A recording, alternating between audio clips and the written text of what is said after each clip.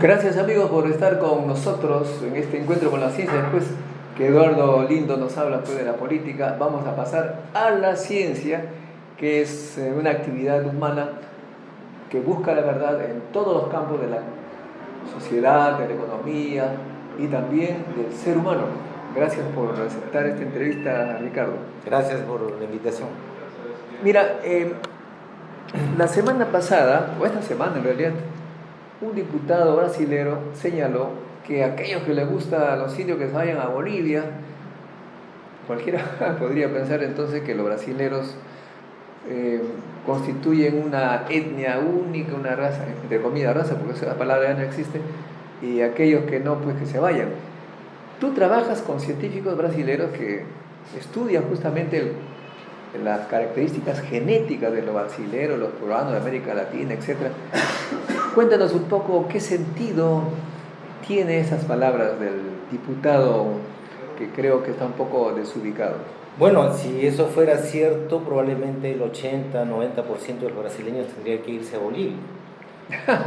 Porque lo que es verdad es que la mayor parte de personas que vivimos en Sudamérica y en las Américas en general, somos fruto de una miscigenación, un mestizaje que ha ocurrido desde que llegó el hombre europeo, el conquistador, si ustedes quieren llamarlo, ¿no? Y la mayor parte de grupos que llegaron primero vinieron sin esposas. Claro, entonces ellos solitarios. Tomaron, digamos, a la fuerza o no sabemos, pero probablemente muchas veces hubo violencia y se robaron mujeres, digamos, de donde encontraban, ¿no? Así yo leí una historia costeña, andina o amazónica, o sea. Leí una historia curiosa en Chile, dice que los españoles atacaban a los indios que estaban en Santiago de Chile. Estos aguantaban y cuando los españoles vencían, pues violaban a todo el mundo. Y así ida y vuelta, porque parecía que era flujo y reflujo. Dice que las primeras mujeres que vinieron a América del Sur fue para los chilenos, porque las indias eran bravas, no nos dejaban entrar. Y finalmente entraron las mujeres chilenas y cuando los indios retomaban Santiago violaban a las españolas, ¿no? Con una mezcla. Por eso que los chilenos creo que son bastante mezclados, ¿no? No sé si eso pasó la historia. En diferentes sitios. Eso pasa desde la época en que los neandertals y los homo sapiens se agarraban a pedradas, ¿no? Y vamos a hablar más adelante probablemente, pero eso queda huella del ADN, de tal manera que tú, yo y probablemente todos los peruanos tenemos genes que vienen directamente de Neandertal o de otro Homo sapiens no moderno, que era el denisovano, que ya se extinguió hace 40.000 años, pero tenemos los genes todavía presentes, ¿no? Tú has hecho justo ese análisis de los peruanos. Si es que ponemos en una bandeja los genes peruanos, hacemos una sopa allí y sacamos qué porcentaje de genes son indígenas, qué porcentaje son negros, etcétera. ¿Cuál ha sido tu resultado? Sí, este trabajo lo hicimos con el doctor José Sandoval, que conoces, de mi laboratorio, y parte de su tesis fue hecha en la Universidad de Minas Gerais, Federal de Minas Gerais, ¿no? Entonces agarramos marcadores genéticos específicos de ciertos enclaves geográficos: África, Asia, Europa, Estados Unidos, las Américas, los nativos americanos, ¿no? Y Oceanía. Entonces, con esos marcadores tú puedes saber qué porcentaje de diferente origen geográfico tienes, ¿no? Entonces, como bien dices, nosotros decimos, si metemos a todos los peruanos en una licuadora, ¿no? Y nos mezclamos bien, vamos a tener entre 70 a 80% de ancestría nativa. Okay. En Lima tenemos 70%. Hay sitios, si tú te vas a enclaves aislados en la Amazonía o en la isla de los Uros, por ejemplo, o en Taquile, en el lago Titicaca, van a tener 100%. Pero, por ejemplo, si tú vas a Cajamarca, en algunos pueblos de Cajamarca, tienes hasta la ancestría más baja que en Lima, 60, 55%. Bueno, y me acuerdo cuando fui a Celentín, pasé por las alturas de Cajamarca y vi niños que parecían alemanes. Claro, es porque son producto digamos, probablemente mestizajes ancestrales, y sería interesante, ¿no?, que los historiadores se pongan a ver, o sea, hay una evidencia, porque ya con el ADN hemos visto eso, ver la evidencia histórica, ¿no?, de repente en papeles, cómo han ido, digamos, apareciendo esas familias, ¿no?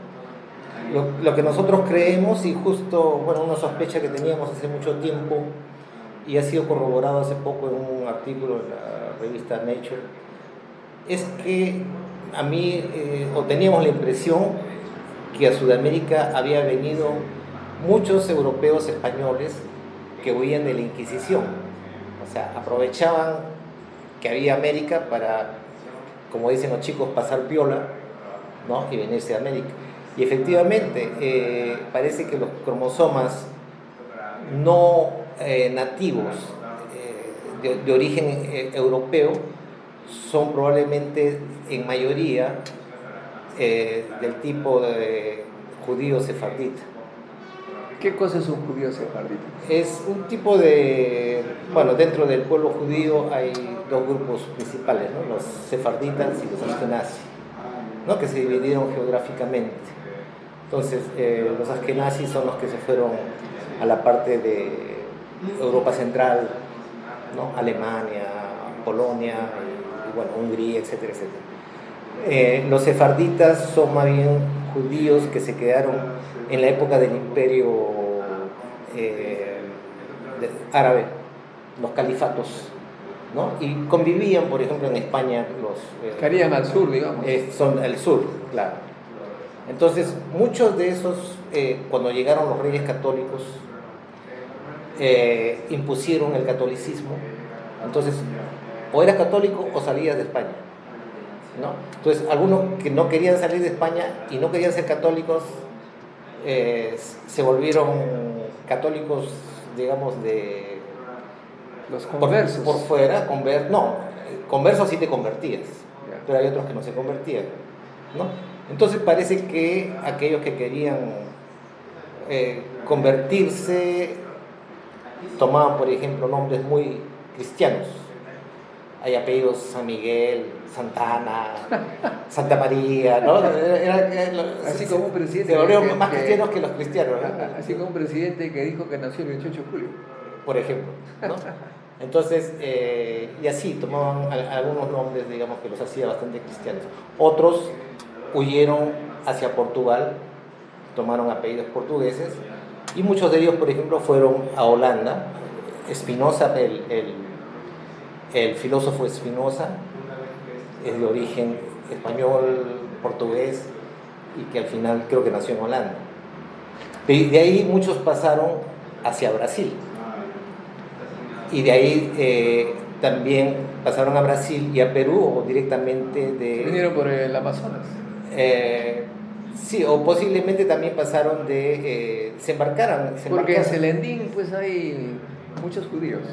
Pero no solamente, si te das cuenta, en la parte de Cajamarca hay mucho apellido portugués. Claro, Escalante, Pereira. Acosta, Pereira. O sea, posiblemente, y eso probablemente se da, probablemente el más llamativo es en la parte... Conozco a mi amigo, sí, no sé si me está escuchando, Félix Escalante, que tiene toda la pinta de Woody Allen. Ajá. Sí, no, y... O sea, bueno, en suma, nosotros los peruanos somos una mezcla, y en la sopa, digamos, había 70% de genes indígenas. Pero, una pregunta que me parece diferente. ¿Qué porcentaje de limeños no tienen ni un gen indígena? Probablemente aquellos limeños que tienen papá y mamá venidos directamente de afuera, por ejemplo Kuczynski,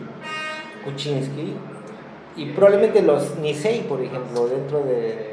Sí, pero todo el resto... Que se mantienen... Todo el resto prácticamente, o sea, todos sí, tienen genes. O sea, acuérdense que los primeros conquistadores y la primera generación de conquistadores se casó con... Efectivamente, ¿no? Los capitanes para arriba se casaban con nobles incas. En otra palabra, lo que tú me estás diciendo, en porcentaje, el 99 punto algo de los peruanos, de los limeños, tienen genes indígenas. A menos que sus papás hayan venido de Europa, hace 10 años, o de Japón. 50 años. Claro, claro. Amigos, o sea, todos tenemos pues un gen indígena, somos indios en el fondo. Lo que yo siempre digo es, cuando uno tiene una botella de vino y le colocamos 4, 5, 10 gotitas de agua, ¿qué cosa es? Sigue siendo vino. Un poco aguadito, pero sigue siendo vino. Entonces, ¿por qué demonios hay gente que se les ocurre decir tanta tontería que no es racismo ya? Es ignorancia, creo yo. Porque probablemente racismo no sería cuando hay entre dos tipos diferentes, pero aquí hay ignorancia, ¿o no? Sí, pero yo creo que más que todo hay también miedo escondido. No, pero no tiene que haber miedo, ya se sabe que somos indígenas, ¿qué miedo habría? No, siempre hay una manera, por ejemplo, de gente que estuvo probablemente en algún momento con ventajas a perderlas, ¿no? ¿Qué pasa con Trump en Estados Unidos, ¿no? Van a venir esos latinos a invadirnos, ¿no? o en Europa van a venir los africanos. Bueno, pero veo que pero quienes más se quejan, Alemania está rogando que vaya más gente porque se están quedando sin gente. Exacto, los que más se quejan en esos países es la gente, digamos, que se siente amenazada, que económicamente que no es competitiva, digamos. Exactamente. O sea, si no eres competitivo, eso es independientemente de tu origen étnico, geográfico, ¿no? O sea, justamente ahora están viniendo alemanes, españoles, pero nadie le dice nada porque ocupan cargos elevados, no molesta a la mayoría, pero la llegada de venezolanos ya todo el mundo lo pone temeroso, ¿no? Claro. Porque ven competitivos, sobre todo la gente de transporte. Ojo, yo me siento muy contento porque antes estos taxistas ya me tenían harto, me cambiaban billetes por billetes falsos, me daban vueltos mal, me trataban mal. Ahora tenemos taxistas venezolanos que son una maravilla. ¿Cuál es el problema? Que no sabemos ser competitivos. Queremos ser tramposos y los tramposos terminan perdiendo, ¿no? Claro. Y muchos de esos tramposos son los que se oponen a que se vuelven racistas. Se vuelven tramposos como Trump. Ahora bien, nos hacía la pregunta nuestra productora Soledad Narvarte. Dice, oye, este CRISP, yo lo dije así como un poquito conocedor, superficial, pero ¿qué significa el CRISP? Bueno, el CRISP-Cas9 es todo un sistema que tienen algunas bacterias para poder atacar a virus que los infectan, ¿no? Entonces esos virus de DNA entran, entonces este es un sistema que corta el ADN del virus, ¿no? Lo reconoce y lo corta. Entonces la gente que en lo que se llama ingeniería genética en biotecnología ha sacado esas tijeras moleculares que usan estos virus y lo ha adaptado a cualquier tipo de ADN, ya no solamente el viral, sino ADN de plantas, de animales o de humanos, ¿no? Entonces, ¿qué puedo hacer con eso? Yo puedo, por ejemplo, cortar un pedazo de gen que no me gusta, que está produciendo una enfermedad, lo corto y luego tengo también herramientas moleculares para poder pegar un pedazo corregido, ¿no? Eso es lo que se llama la terapia génica, por ejemplo. Claro. Y nosotros justo en diciembre último acabamos de ganar un proyecto de Fondesit que justamente estamos usando la técnica CRISPR-Cas9, que es la tijera molecular para cortar una mutación que está produciendo ceguera acá en Perú, ¿no? Y estamos también implementando acá en Perú lo que es las células pluripotentes inducidas, que ganó el premio Nobel 2012 de medicina, ¿no? Que quiere decir que tú puedes hacer una célula madre pluripotente a partir de cualquier célula de tu cuerpo, si yo le introduzco 4 genes, ya se sabe que esos 4 genes, si yo lo introduzco a cualquier célula que se supone diferenciada, que ya no se va a producir, vuelve a ser madre. Vuelve a diferenciarse, y lo que era de pulmón puede servir para ojo, lo que era de ojo puede servir para piel, etcétera, ¿no? O sea, entonces, dos técnicas distintas. Una, corregir genéticamente una mutación, y la otra, introducir y que se vuelva nuestro sueño en esta propuesta, es que las células de la piel, que son de más fácil acceso, podamos convertirlas en células de retina. Bueno, primero es un paso, ¿no? Y ya en el futuro, ya con las mayores tecnologías que esperamos de acá 5 o 10 años, pero hay que ir preparándonos, es poder trasplantar esas células de retina corregidas en las personas que tienen la ceguera. Caray, o sea, la ciencia genética, amigos, nos ayuda a mejorar la vida de personas con ciertas deficiencias, entre comillas, y también nos enseña a comprender la ignorancia de los racistas, que son duros de matar, siguen existiendo en gran cantidad, y en nuestro país, sobre todo desde que yo tengo memoria, veo pues que por ignorancia nosotros mismos somos racistas contra nosotros mismos. Es una cosa impresionante como un cholo cholea a otro una Pero cuando éramos jóvenes o hace niños, mucho tiempo, sí. Yo escuchaba la palabra serrano, y serrano era un insulto así, como diciendo, o sea, no solamente la implicación de haber nacido en la sierra, sino implicaba también que era bruto. El origen geográfico. No, pero claro, no solamente el origen geográfico, sino ya le ponías connotaciones psicológicas, cognitivas, etcétera. Ah, era un tonto, digamos, ¿no? Era un todo, ¿no? Que no solamente tu origen, sino... Pero vemos ahora pues que estos, entre comillas, serranos están venciendo con mucho éxito en Lima. Tenemos Lima Norte, que es el emporio de riqueza. Dicen que en Lima Norte hay más, en número, más personas de clase A y B que en San Isidro, Miraflores, Monterrico y La Molina juntos, es lo que dicen los economistas.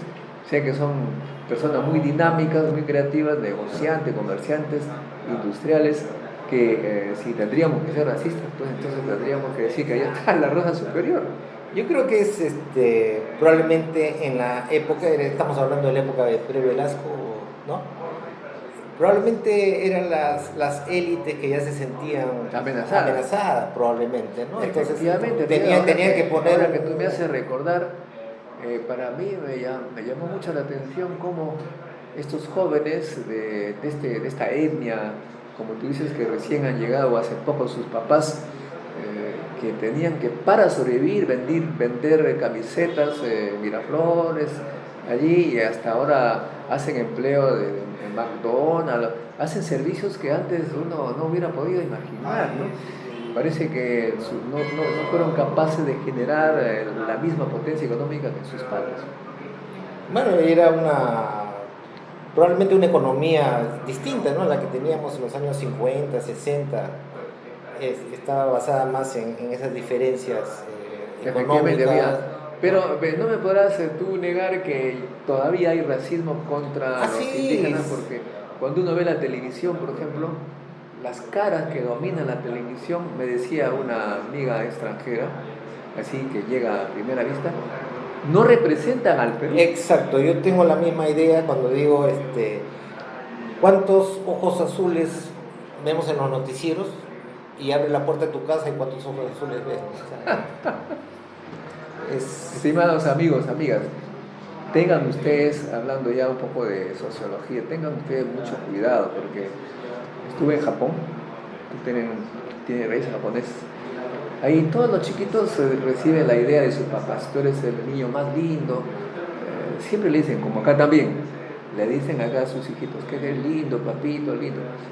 Pero cuando caminan y ven un afiche de esos que hay ahora, con Saga Falabella, por ejemplo, con una muchacha que se parece en muy poco a las peruanas, dicen, mira qué linda chica, tiene los ojos estos, que los pelos así. ¿Y qué cosa descubre la niña al mirarse al espejo? Que no es bonita porque su mamá dice que es bonita, es la de arriba, y descubren que su mamá es una mentirosa además que no es bonita, su mamá es mentirosa. La belleza es una cuestión subjetiva, quien define que es bella es usted, al hablar, al señalar y al decirle a sus hijos de una u otra manera, ¿no crees tú? Claro, sí, y al dejar que la propaganda te bombardee y dejar que tú aceptes eso, ¿no? Efectivamente. Exacto. Sabes que tengo una amiga con quien compartí las clases de doctorado en gobierno y políticas públicas, que parece alemana, y me decía que ella vive todo lo contrario, porque ella es una intelectual. Vive muy resentida, muy amarga con la vida, porque siempre cuando viene gente la miran a ella. Y cuando ella terminó su carrera de educadora, profesora, su director le dijo: mira, ya tienes una entrevista con tal colegio, ve, lleva tu expediente. Entonces había varias candidatas allí en la antesala, sale el director, pasa señorita, ella va a presentar su CV, no te preocupes, ya estás contratada. Y siempre le ocurría lo mismo, no le importaba la capacidad, era el aspecto que el director consideraba bello. En fin, esto cuál es como consecuencia que no tenemos lo mejor, porque lo mejor no significa belleza. Pero ¿cuáles son tus color para los jóvenes de los 12, supongo, y probablemente antes, hasta los 18 años? Tu paradigma es combate y esto es guerra, ¿no? Oye, sí, qué barbaridad, ¿no? Y los chicos que escogen tienen un fenotipo que no es tan común, digamos, en la calle, ¿no? Entonces, ojo, que o sea, y los chicos quieren, probablemente muchos chiquitos quieren ser protagonistas de esto es guerra o combate en el futuro, ¿no? Efectivamente, la capacidad para hacer funcionar un país está en el cerebro, en la manera de comportarse de las personas y no en el aspecto físico. La genética en ese sentido nos es muy clara, ¿no? En la diferencia de color, por ejemplo, lo hemos discutido con Ricardo, se debe básicamente a que los seres humanos, los hombres y mujeres, llegaron allí y se enfrentaron al ambiente. Quien dio el color fue el sol, ¿no es cierto? Efectivamente, y muchas veces eso también paga, ¿no? Por ejemplo, la cantidad de personas con cáncer a la piel en Australia, claro, muchos de ellos que son de origen europeo, se van a un lugar donde tenían que ser claro, y empiezan a tener problemas. Me cuentan que en los años 50, cuando los suecos bajaron a España, morían en las clínicas porque ellos no se broncean, se queman y se infectan, porque allá arriba no, el sol está 6 meses creo que de noche y después el sol está así como si fuese a las 5 de la tarde. Claro, efectivamente, pero son cuestiones, digamos, que en ese caso tienen desventaja, ¿no? Ahora bien, pero también se dice que en Suecia los morenos, los negritos, tenían grandes problemas porque no podían sintetizarse la vitamina D y morían raquíticos pequeñitos nomás. Sí, bueno, ahora en el siglo XXI y probablemente en el mismo siglo XX, ¿no? Ahora la vitamina D, ahora diferente, ¿no? Exacto. Por eso es que estamos por todos lados. Exacto. Bueno, probablemente le estamos haciendo trampa a la selección natural, pero algún día va a pagar. Así es. Sí, hay cada vez más es algo interesante, ¿no? Hay gente que piensa que probablemente el hombre más inteligente y evolucionado era, y es probablemente hasta ahora, el cazador-recolector, porque era mil oficios para poder vivir y vive bien. No, bueno, vive bien, puede tener problemas que no tiene la modernidad, pero en cambio el hombre de ahora, yo te dejo a ti o me dejan a mí en la selva, en 2 días, 3 días o una semana nos morimos, probablemente, o a cualquier sabio o a cualquier presidente lo ponemos en un sitio aislado, en un desierto, y no va a poder sobrevivir. O sea, la selección natural ha sido frenada. Claro, probablemente. Y en algún momento eso está costando muy caro, me dicen, porque hay gente que... Eso me ocurrió en Alemania, me dijeron que 1 de cada 3 alemanes, ojo, me dijeron allá, No sé si era cierto. 1 de cada 3 alemanes, si no va al médico mensualmente, muere. Porque ya no hay selección natural, hay selección médica. Y mientras más esto avanza, vamos a requerir de más médicos. Claro, estamos paliando los... Que yo no digo que sea malo, pero a lo que voy es que ya lo natural queda entre comillas, ¿no?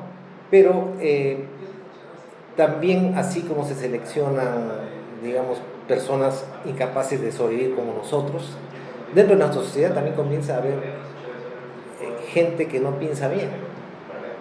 Que no piensa bien. Por ejemplo, tienes a estos tontos, por decirlo de alguna manera, disculpa la emisión, que los antivacunas, los que piensan que la Tierra es plana, o sea...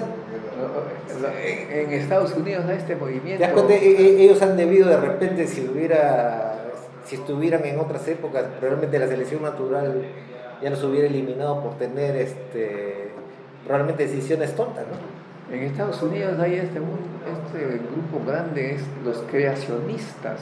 Exacto, y que quieren que se prohíba la evolución, que es y son los digamos, que han votado un tema científico. Los que han votado por Trump.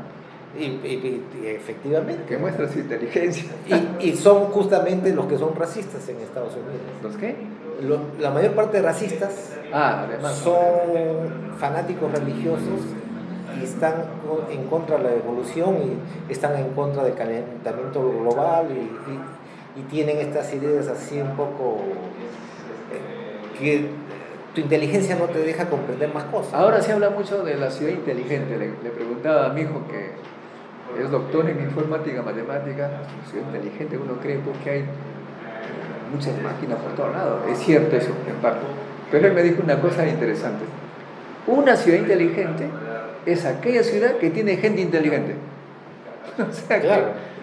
O sea que si no hay gente entendiéndose por inteligente, gente informada, que crítica, que estudia, que sabe de qué se trata, la genética, los efectos del sol, los efectos del azúcar, o sea, gente que sabe más o menos qué es lo que le conviene, con criterio científico. Claro. No, el criterio en general, ¿no? O sea,